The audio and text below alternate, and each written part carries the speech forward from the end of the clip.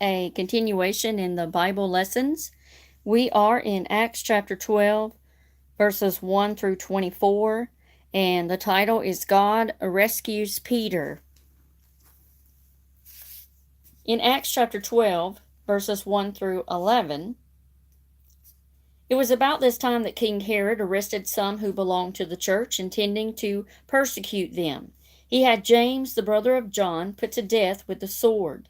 And when he saw that this met with approval among the Jews, he proceeded to seize Peter also. This happened during the festival of unleavened bread. After arresting him, he put him in prison, handing him over to be guarded by 4 squads of 4 soldiers each. Herod intended to bring him out for public trial after the Passover. So Peter was kept in prison, but the church was earnestly praying to God for him. And the night before Herod was to bring him to trial, Peter was sleeping between 2 soldiers, bound with 2 chains, and sentries stood guard at the entrance. And suddenly an angel of the Lord appeared, and a light shone in the cell. He struck Peter on the side and woke him up. "Quick, get up," he said, and the chains fell off Peter's wrist. Then the angel said to him, "Put on your clothes and sandals." And Peter did so. "Wrap your cloak around you and follow me," the angel told him. Peter followed him out of the prison, but he had no idea that what the angel was doing was really happening. He thought he was seeing a vision. And they passed the first and the second guards and came to the iron gate leading to the city. It opened for them by itself, and they went through it. And when they had walked the length of one street, suddenly the angel left him. Then Peter came to himself and said, "Now I know, without a doubt, that the Lord has sent his angel and rescued me from Herod's clutches and from everything the Jewish people were hoping would happen." Well, the book of Acts is volume 2 of the books written by Luke, a companion of Paul. And Colossians chapter 4, verse 14 talks about this, and also 2 Timothy chapter 4, verse 11. And there is great value in comparing the stories of Acts with the accounts of the Gospels of Luke, or the Gospel of Luke, the former book.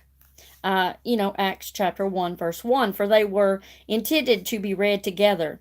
Acts chapter 12 relates the last of the big stories in the book's presentation of events centered on and around the first century Jerusalem church. Jerusalem is revisited in Acts chapter 15, which we'll get into next week, or in a little bit, and in chapters 21 through 23. But those sections focus on the results of Paul's travels rather than on the Jerusalem church as such. The action in today's lesson occurred within the time frame of AD 41 through 44, more than a decade after the great day of Pentecost. 2 facts allow us to compute this. First, Acts chapter 11, verse 28 refers to a famine during the time of Emperor Claudius, who reigned from AD 41 to 54. And second, Acts chapter 12, verse 23 notes the death of Herod Agrippa the first, which occurred in AD 44. And by the time of today's lesson, the church had weathered the crisis of the imprisonments of its apostles. And we read this in Acts chapter 4 and 5, and the death of Stephen, which was chapter 6 and 7. It had expanded the reach of the gospel to Samaria, and that was in chapter 8, and to Damascus, which was chapter 9, to Gentiles in Caesarea Maritima, which was chapter 10, and to the regional capital of Antioch in Syria, which is chapter 11.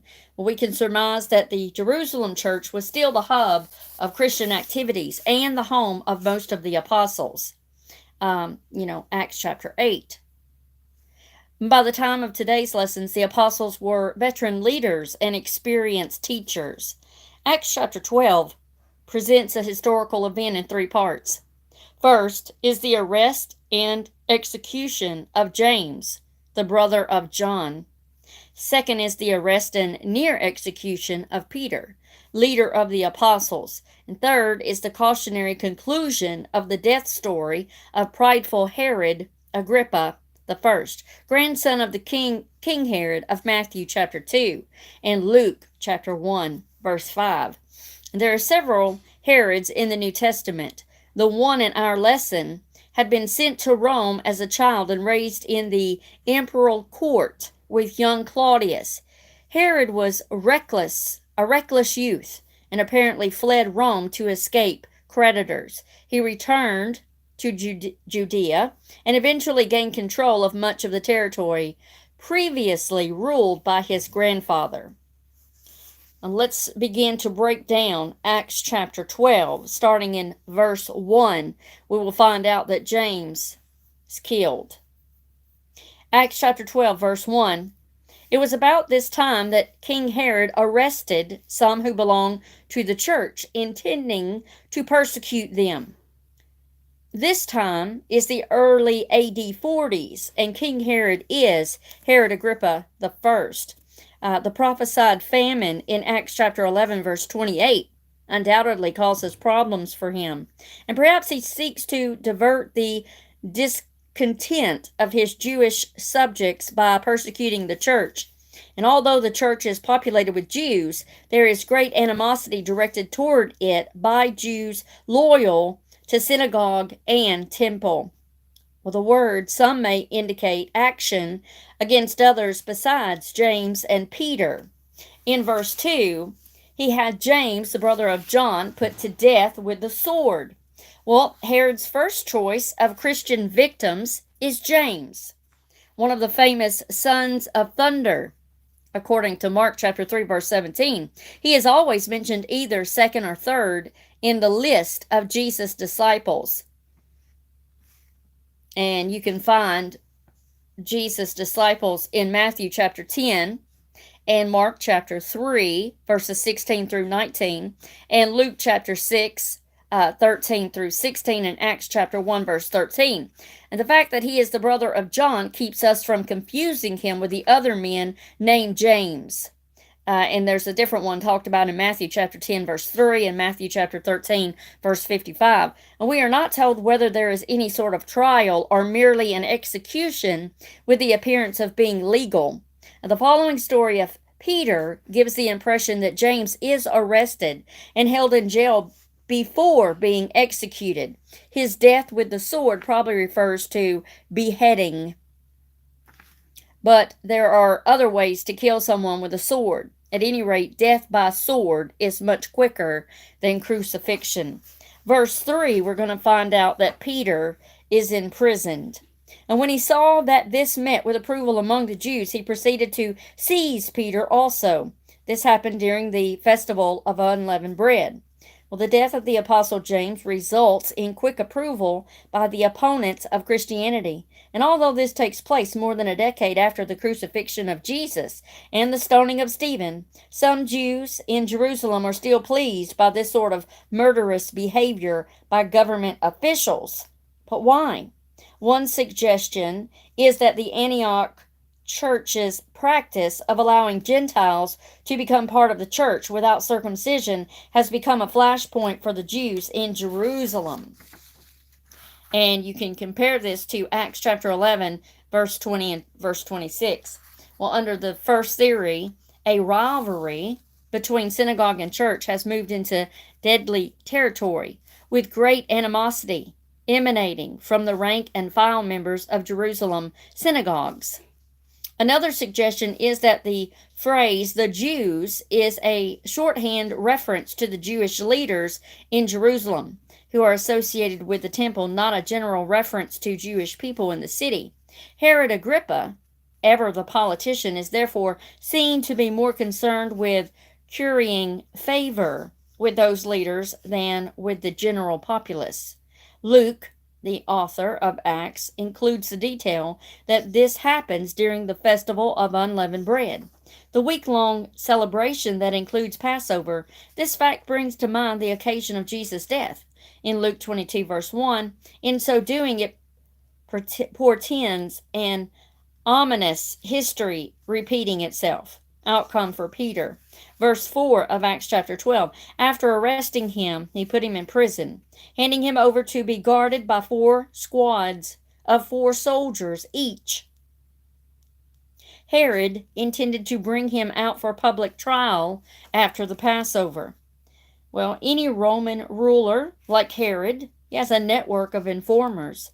So he is able to ascertain that Peter is the most important Christian leader in Jerusalem and also determine his whereabouts.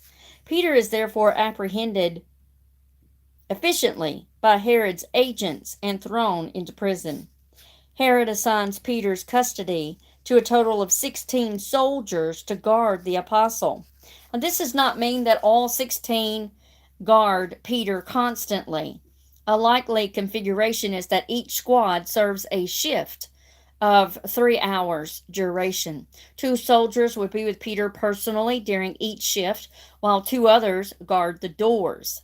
And we're going to read about that in verse 6. Herod seems to fear a rescue attempt. The prison where Peter is held is nothing like the clean, brightly lighted halls and cells of correction facilities that we have today.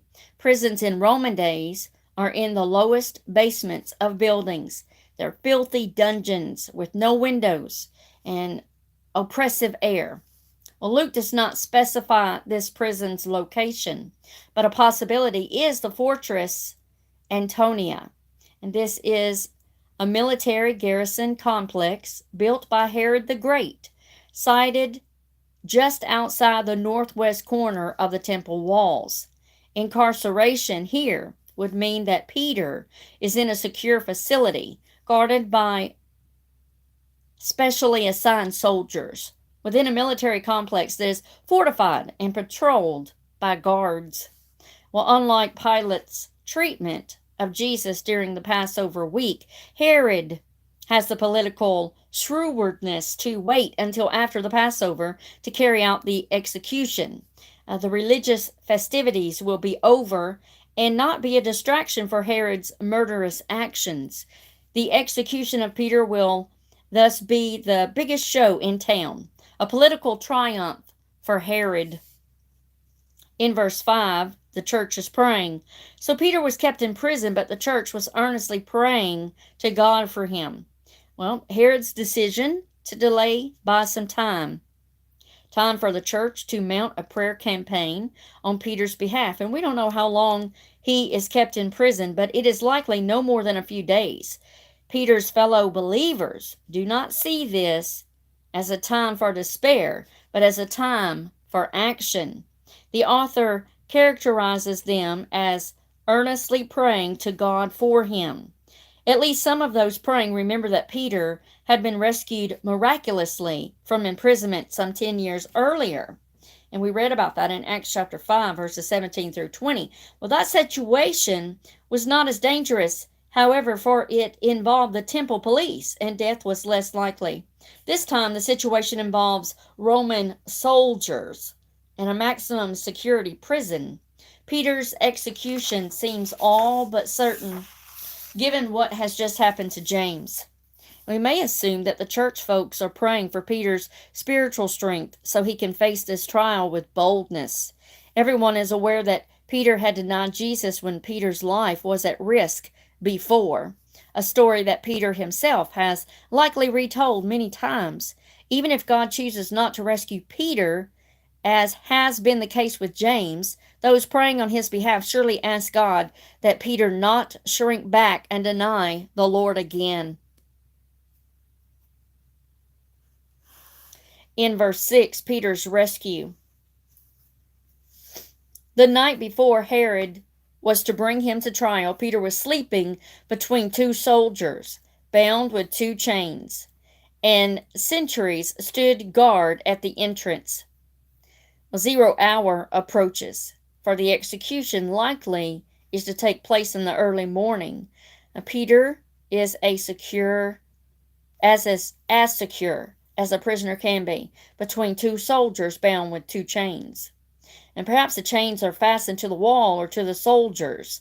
Furthermore, sentries are standing guard at the entrance of the place. The author relates these details to make sure that the readers do not see what is about to happen to be the result of sloppy security. Verse 7, suddenly an angel of the Lord appeared, and a light shone in the cell. He struck Peter on the side and woke him up. "Quick, get up," he said, and the chains fell off Peter's wrist. Well, what follows gives us the impression that both Peter and the guards are in a deep, supernaturally induced slumber, for none of them react to the appearance of an angel of the Lord. The dark dungeon is illuminated by the angel's presence, yet neither Peter nor the guards awaken. The angel's physical nature, temporary though it is shown by his ability to whack Peter on the side to wake him up. The angel also speaks audibly as he helps Peter get to his feet. The angel's words convey the need for urgency, wanting to get Peter to safety without delay. Chains proved to be no problem for the divinely sent messenger, of course. Verse 8, then the angel said to him, "Put on your clothes and sandals," and Peter did so. "Wrap your cloak around you and follow me," the angel told him. Well, the angel continues to give directions to Peter, who is probably still half asleep. The angel does not explain the need to be fully clothed, but simply instructs Peter to follow him. This is a time to trust, and these directions must be both bewildering and comforting at the same time. In verse 9, he's divinely escorted. Peter followed him out of the prison, but he had no idea that what the angel was doing was really happening. He thought he was seeing a vision. The obedient Peter follows the angel, but thinks that the experience to be unreal, part of a vision. The apostle already has experienced both the vision and an actual angelic rescue from prison, but lingering sleepiness may be preventing him from comprehending that what is happening is actual. This verse in particular gives the impression that the author is passing along the result of a first-hand conversation he later has with Peter. In verse 10 of Acts chapter 12, they passed the first and the second guards and came to the iron gate leading to the city. It opened for them by itself, and they went through it. When they had walked the length of one street, suddenly the angel left him. The angel continues to lead Peter out of the prison, which probably is very dark and may seem to be a confusing maze. The duo passes 2 more levels of security, the first and the second guard stations. The guards manning these probably are sleeping as well, a divinely induced sleep to guarantee Peter's safe escape. The iron gate leading to the city, the last barrier to freedom, is finally reached. There is no guard here, but this gate should be locked, openable only with the appropriate key. Archaeologists have recovered many simple but effective tools used by the Romans. The angel does not produce such a key. Instead, the gate opens by itself, allowing access to the city streets. Wasting no time and giving no further instructions, the angel merely departs, probably walking away quickly, but perhaps simply vanishing. Verse 11, then Peter came to himself and said, "Now I know without a doubt that the Lord has sent his angel and rescued me from Herod's clutches and from everything the Jewish people were hoping would happen." No, Peter has come to himself. It means that he eventually is awake fully. We wonder how long this takes at this point, 5 seconds, 5 minutes, but the Bible doesn't tell us that. It only now that Peter concludes that this is not a vision or a dream. He actually has escaped death through divine intervention. He himself had nothing by which to release the chains, cause the guards to sleep, or open the gate. It is God who has orchestrated everything about the escape. Well, Peter understands the implications. He is safe from Herod's clutches and from the murderous desires of the Jewish people. Well, he's still in a dangerous situation, but he is confident that God is protecting him. Very shortly, he will take the precaution of leaving the area, keeping himself safe and not endangering those who might hide him. The serious and confounding nature of this divine escape is shown in what happens at the prison the next day. The prison staff searched the place thoroughly for Peter, thinking he must be hiding inside. They cannot believe he got past the secure iron gate. Herod probably thinks that Peter's escape can have occurred only with insider assistance. He orders that the guards involved be executed for their dereliction of duty. Praying for release. How much time do you typically spend in daily prayer? A minute? 5 minutes? The believers in Jerusalem pulled an all-nighter as they prayed earnestly for Peter while he was in prison. Theirs were not quick prayers, sentence prayers, small prayers. If you read the rest of the story, you will find that many were praying when Peter showed up at the door of the house where they were gathered. And they were praying so hard that they seemed to have been annoyed at the interruption of Peter's knock on the door. We may not know of someone who is in prison for his or her faith, but we do know of other ways that people are locked up in their lives. Do you need to be released from something that has put you in a spiritual prison? Do you have a friend or relative who needs spiritual freedom? Are you willing to pray fervently for that person, just as the church prayed for Peter? God hears and answers prayers. And God has the power to release us from all kinds of bondages.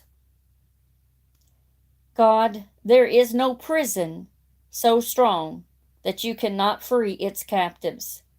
There is no situation so dire that you cannot provide relief. There is no life so ruined that you cannot restore it.